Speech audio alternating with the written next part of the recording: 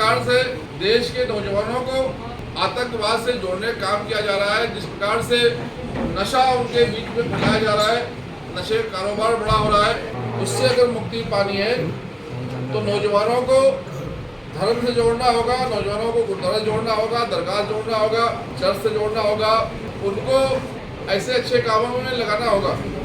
ये भी माननीय प्रधानमंत्री जी की सोच है कि जब हम किसी संकट में आते हैं तो हम संतों के शरण में जाते हैं, और जब वहाँ पर किसी का कोई दिक्कत आए, कोई परेशानी आए, तो जो उनके सेवादार हैं वो हम तक नहीं पहुँच पाते, क्योंकि हमारे बीच में कनेक्शन कम होता है।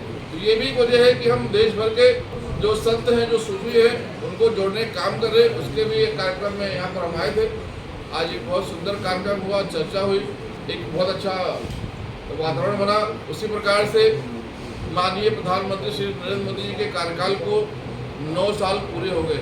हमने अपने साथियों से अपील किया है कि जिस प्रकार से माननीय प्रधानमंत्री श्री नरेंद्र मोदी जी 9 साल लगातार बिना छुट्टी लिए जो काम कर रहे देश के लिए, जो माँ भारती की सेवा कर रहे हैं, तो हम कार्यकर्ताओं का फर्ज बनता है कि आने वाले समय में जो चुनाव आने वाले हैं, 2024 में जो लोकसभा आने वाला है, उसमें अब जो काम हुए हैं और जो काम बाकी है वो आगे होने चाहिए। उसके लिए माननीय प्रधानमंत्री जी के कामों को लेकर हम घर घर तक जाएं, गली गली जाएं और उनसे चर्चा करें। माननीय प्रधानमंत्री जी ने जो देश में एक साफ सुथरा माहौल बनाया है, जिस प्रकार से पहले हर दिन नया घोटाला होता था, आँख खोलते थे अखबार जब घर में आता था तो एक नए घोटाले से परिचय होता था। आप देखेंगे तो आसमान में इंस्पेक्टर घोटाला हो गया, लोग ताजुब करते थे आसमान में घोटाले कैसे होंगे, लेकिन मोबाइल तरंगों को बेचने के लिए उसमें घोटाले हुए, अरबों रुपए लाखों रुपए कमाए। इसी प्रकार से जमीन के अंदर भी घोटाले हो गए।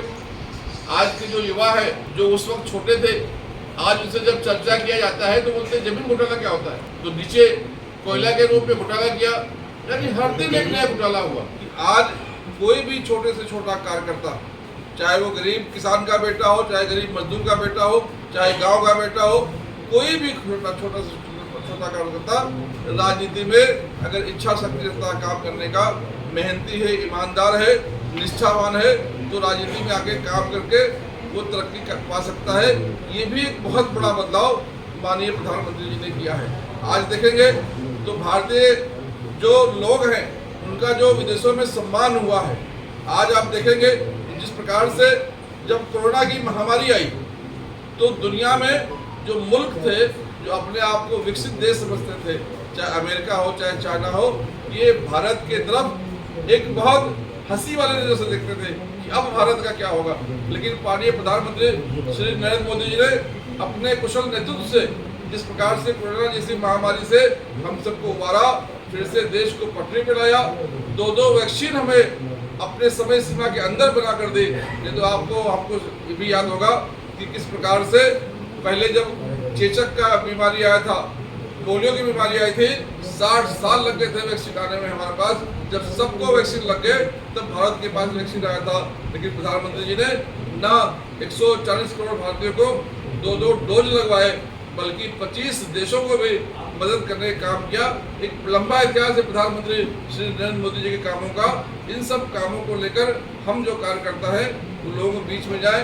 माननीय प्रधानमंत्री जी और माननीय जो हमारे मनोहर लाल जी है, वो उनके जो काम है मुख्यमंत्री के रूप में इन सब कामों को नीचे तक पहुंचाएं, इसके लिए भी आज हम सब चर्चा की है।